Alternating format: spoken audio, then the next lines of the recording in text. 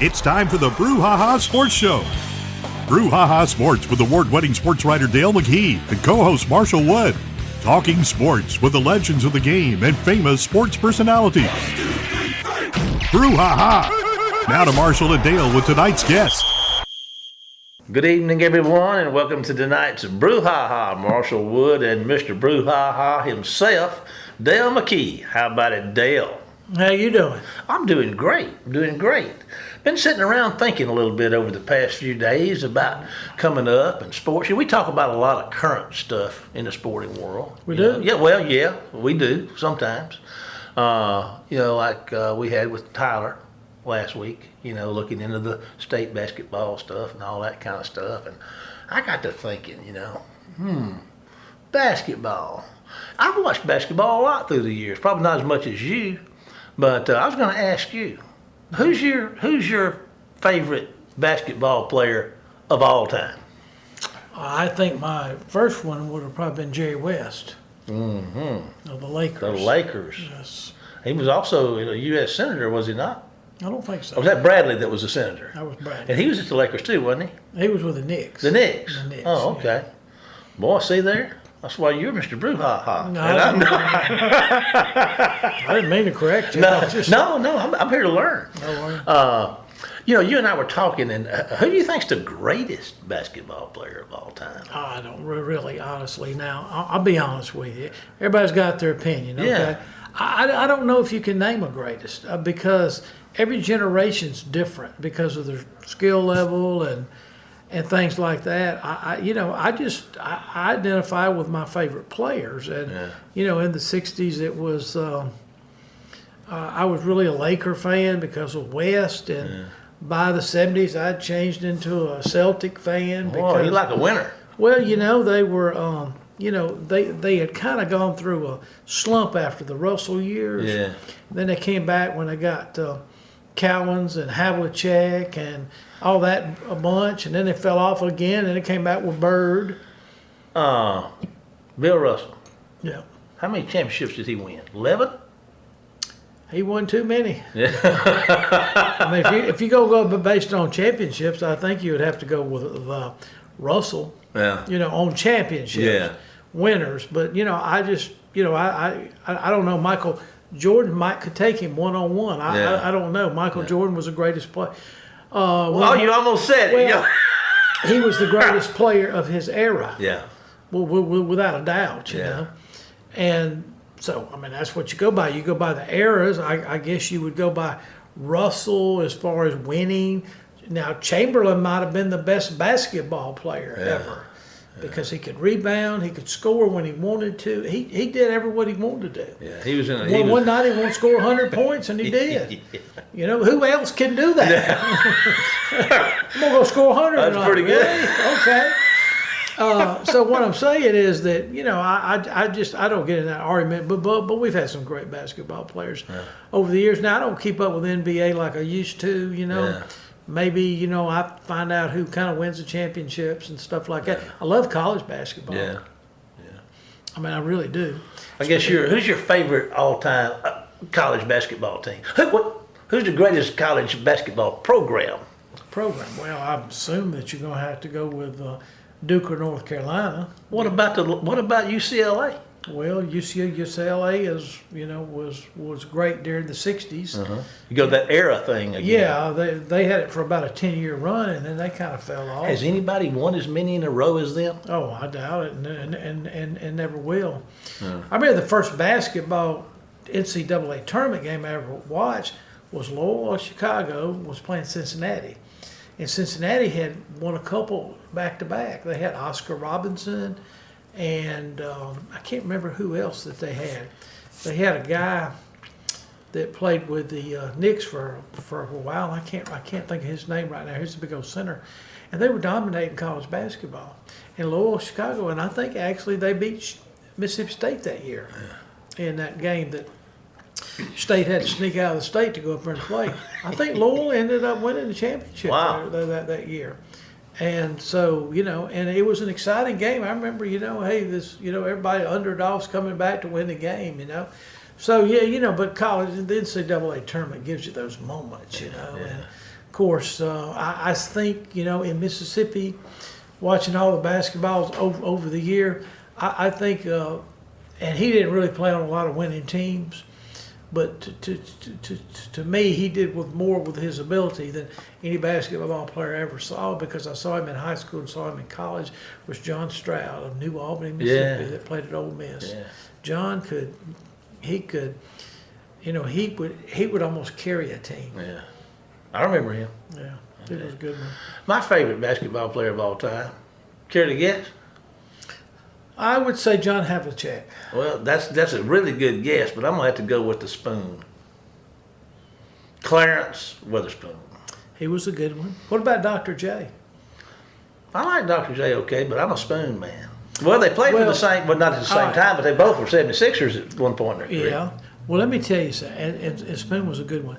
I remember a guy that he played a little college called Winston-Salem. And I remember, I used to read sport news all the time, and they were talking about this kid at Winston-Salem scoring all these points, averaging about 40 points a game. And, of course, Pistol Pete was, he was a delight to watch. And I'll tell you a story about what Dale Brown said one time about him. But this guy from Winston-Salem was named Earl Monroe.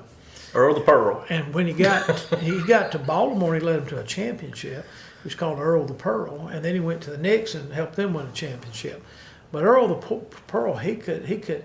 And there was another basketball player, I think is Lloyd Free World or something like that. He had a crazy nickname.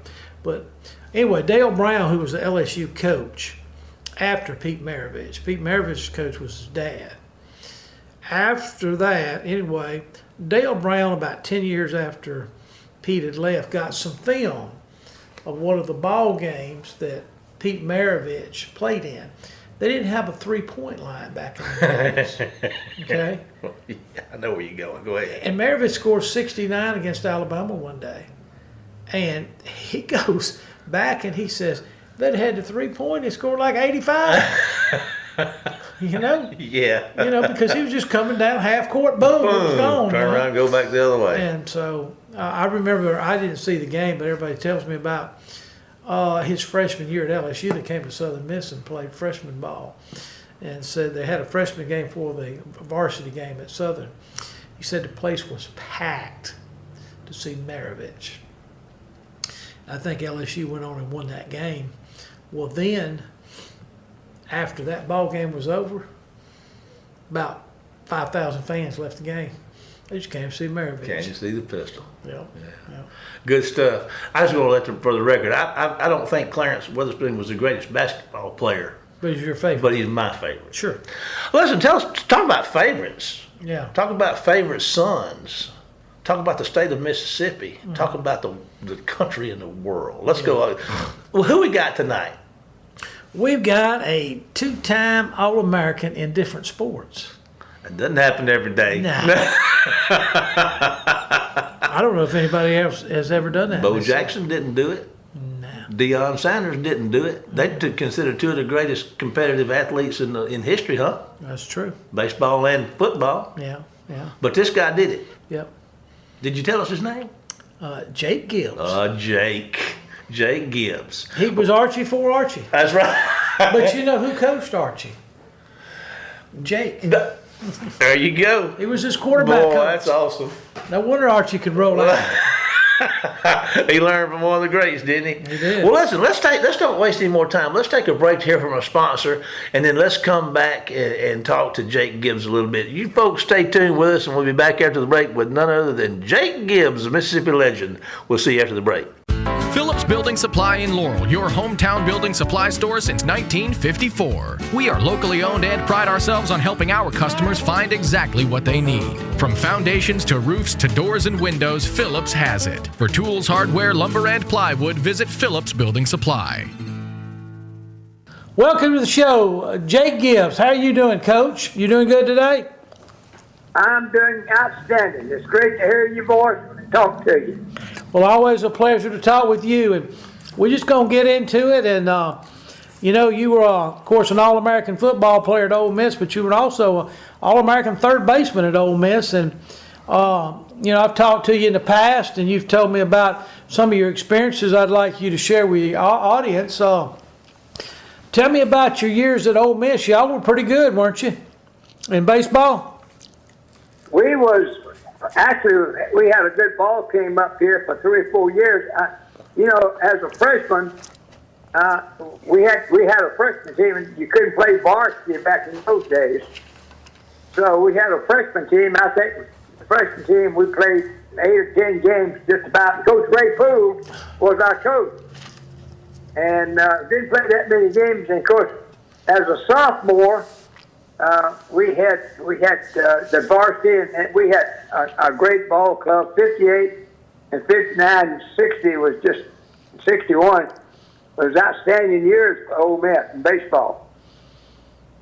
Oh, they sure were. Who were some of your teammates on those teams that people might remember that went on maybe and played a little Major League Baseball, or just were household names in football also? Because I know a lot of your baseball players had played football, but who were some of the ones that played multiple sports? Well, we had in 58, 59, and 60. 59 and 60, we won it back-to-back SEC championships, which hadn't been done before. 59 was the first SEC championship Ole Miss had won in baseball, and we won it back-to-back, 59 and 60. But 58 was a good year. We had a guy named Al Bullock, was a shortstop. He had came back, I think, from the Army. And we had Robert Kayat, we had Larry Williams, had Denny Blumkus. For football, we had Doug Elmore and Billy Ray Jones. And from basketball, we had Goose Farley. We had a kid, from Corinth, his son of Phil. I forget his name right off. But anyway, it was we had the same ball club for 2 or 3 years here, and it was Coach Swayze was our coach, and he was the only coach we didn't have an assistant.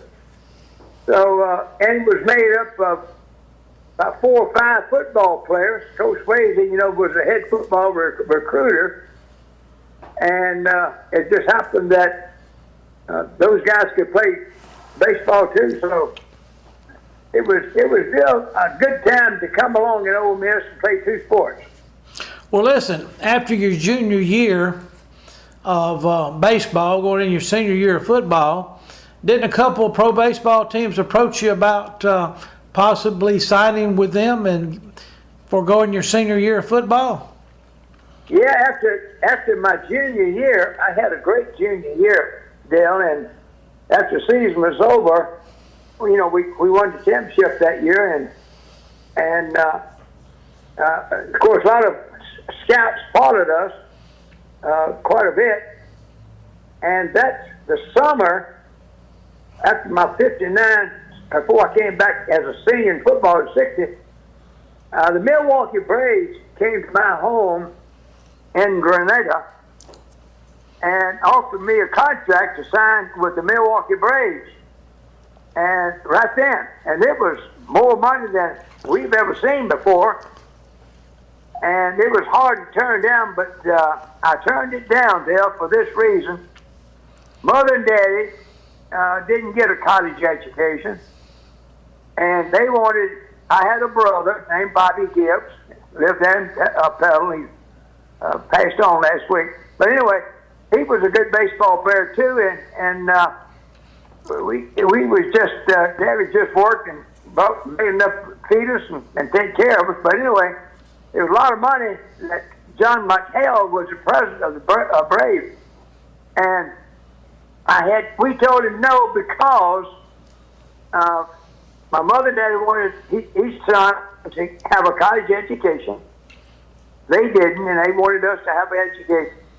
Plus the fact that I had signed a scholarship with Ole Miss to play football and baseball, and I just couldn't. I don't think I could leave at that time because as a junior, we had a good football team, and coming back from my senior year, it just would have been hard to sign baseball and not come back and play football for Coach Falk.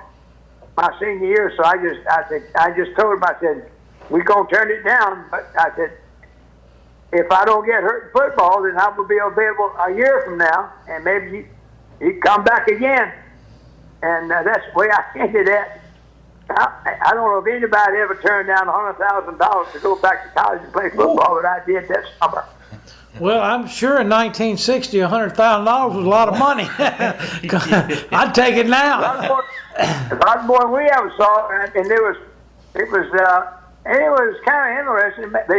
He probably thought we were just damn dumb as hell, turned it down. But it was, it was just that pride we had. I had committed with Ole Miss, and I just didn't think it would be right to just back up and leave. And when we had a chance to have a good football team, and of course, now we had Doug Elmore come along and had Glenn Griffin who could back me up, so they could have had a good quarterback without me.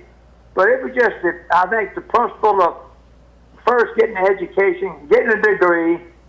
If I don't make it in baseball, I still have something to fall back on. That's the way we kind of looked at it. We got that college degree, we can get a job. If you can't make it in baseball, at least you can come home and find a job and make a living. So that's the way we kind of looked at it. That was kind of the first responsibility. Then going back to Ole Miss and playing football with Coach Balt was another priority. So it all worked out. I never looked back. Well, listen, on the deal about you mentioned baseball.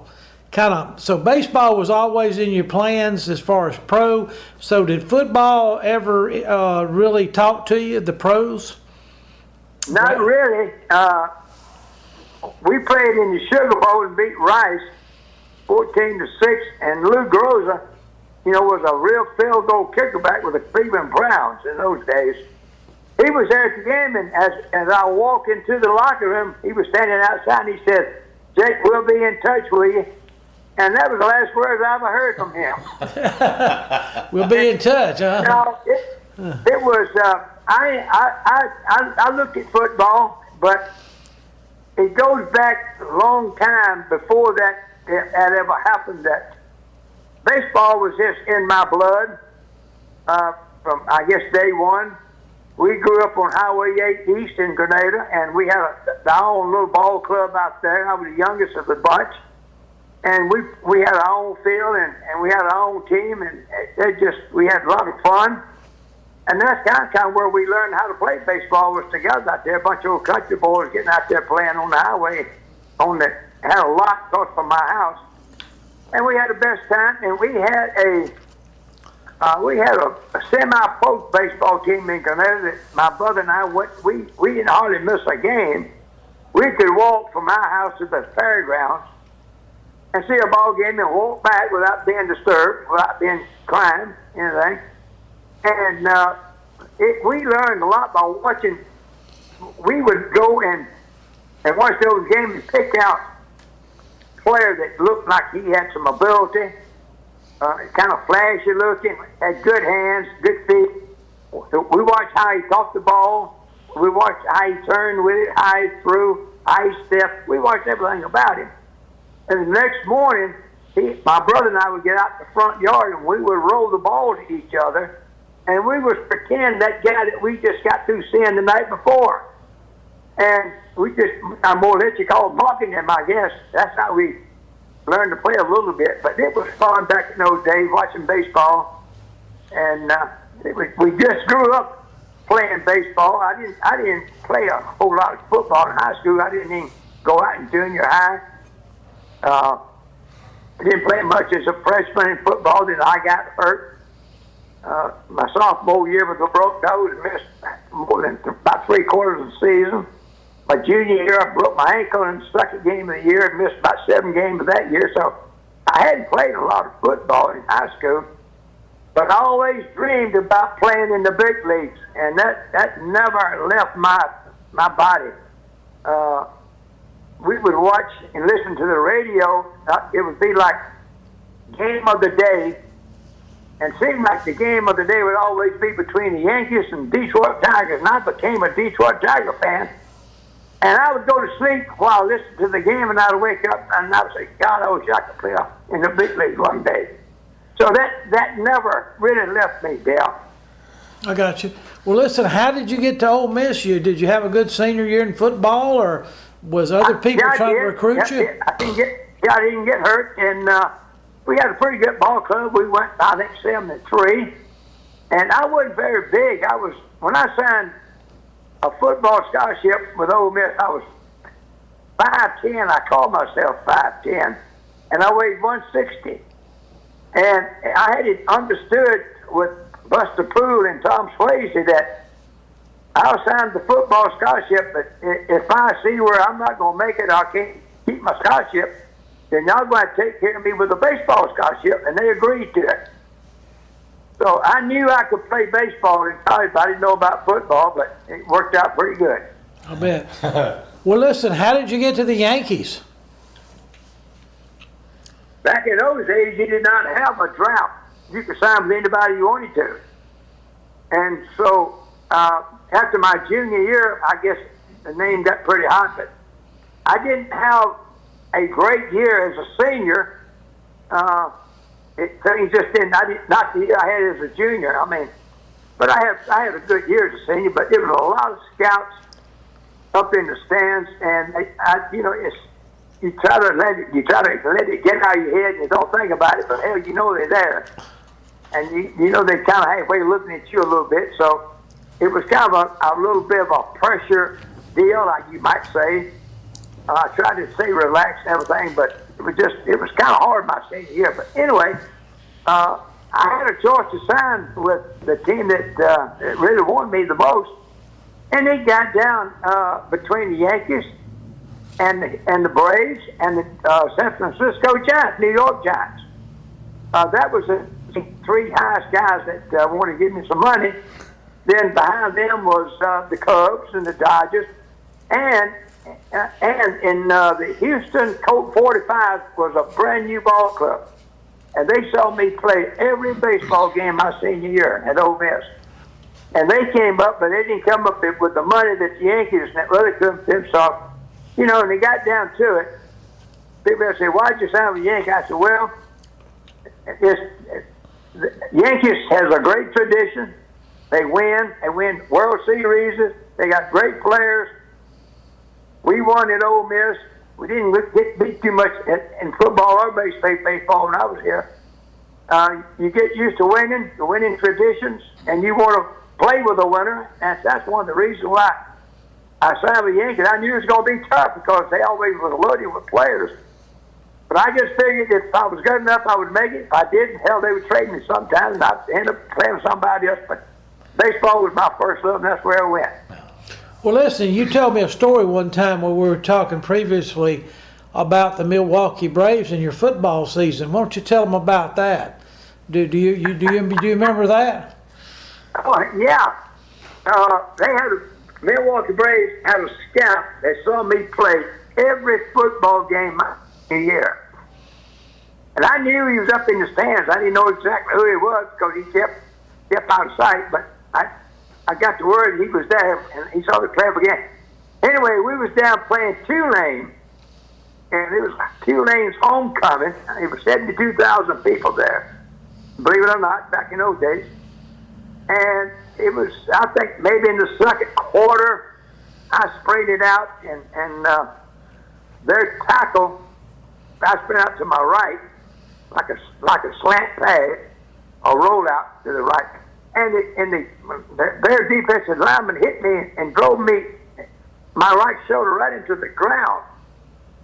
And then when it did, I thought my shoulder was tore up. Fire went everywhere and pain went everywhere. And I got up and I started running off the field. People think I'm crazy. But I started running off the field, and I knew that Braves scout was up in the stands, and he had offered me a lot of money, and I turned it down. And I could see those dollar bills flying away. So I went over and I took my shoulder pads off, and I told Doc Knight, I said, "Doc Knight, put some tummy balm on my shoulder." He rubbed it. I put my pads on, and I told you I'm ready. So he sent me back into the game. And the first pass that I threw was to Big Johnny Brewer, the tight end, threw about a 12-yard pass. and it didn't hurt to throw, so I knew then my shoulder was okay. Well, that to me was a great story. Well, tell me. That's a true story because I could see those dollar bills flying away. They were talking to you. I tried to give it to you, but you wouldn't take it. So your first year there in the Major League Baseball with the Yankees, you have to be on the Yankees team, don't you? Since you signed with them for the whole year. No, no. Right before that, they had a rule. I'm not saying who didn't do it. Okay. They had a guy from the Braves named Eddie Matthews. He was a hell of a good third baseman and a great hitter. And if you signed with a pro contract for $4,000 or more, you had to go up and stay a whole year with that club in the big leagues. And so Eddie Matthews' daddy would not let him sign for more than $4,000 because he didn't want him to play a whole year and not play. I don't know when they changed that rule, but it was there for a little while I was in college, I think. So that was. Yeah. But when I signed with the Yankees, I went up and stayed 11 days with them before they sent me down to AAA. And that was a lot of fun, working out with them every day, taking a road to, went to Boston with them, went to White Sox with them. It was fun. And after 11 days, they sent me down and I started playing. I played third base my first night in Richmond, Virginia, which is the AAA team. Played over here, and I went 5 for 7. I don't think I hit the ball hard the whole night. Well, listen, tell us about your first conversation. You know, you walk in, and you're their, I guess, bonus baby, or whatever what you call them back then. You sign a big contract, so they know you're a pretty good player. But you go in there, and you think you're going to talk about baseball, but what'd you end up talking about? Well, that first day at Yankee Stadium, Mickey Mantle came over, and Ralph Houghton, our manager, came over, and Whitey Ford came over, Yogi came over. All the Yankee players came over and just greeted me and made me feel at home. And, of course, they kept up with football. And so I think it was the next day we was out on the field taking batting practice, and I was talking to a lot of the pitchers. And there was a guy named Hal Renner in California, was a relief pitcher, and he said, Jake, he said, you went, oh yeah, he said, well, how big was your student body? And I said, well, we had 3,400 students. And he said, y'all are a football power? With 3,400 students, you're a football power? I said, yeah, we're a football power with 3,400 students. A good football power. So they couldn't believe it that Ole Miss was that small. There you go. And he said, well, I guess you majored in basket weaving. That's my major. That's what, smart ass in California. So, you majored in basketball. I said, no, I didn't. I said, I was a PE major. That was the second day we had you stadium. We had a lot of fun. Coach, this is Marshall. I want to tell you, I'm the timekeeper here, and we're out of time, but I want to tell you something. You're a special treasure here in Mississippi and around this country. And for a guy that's never met you, I grew up hearing my folks talk about you, and you just make us smile, and you make us happy, and you make us Mississippi proud. Thank you so much for being with us today. I appreciate those words, but my daddy told me, it don't cost a dime to shake a man's hand, or that's how he's doing. Yes, sir. Well, I tell you what, we appreciate you.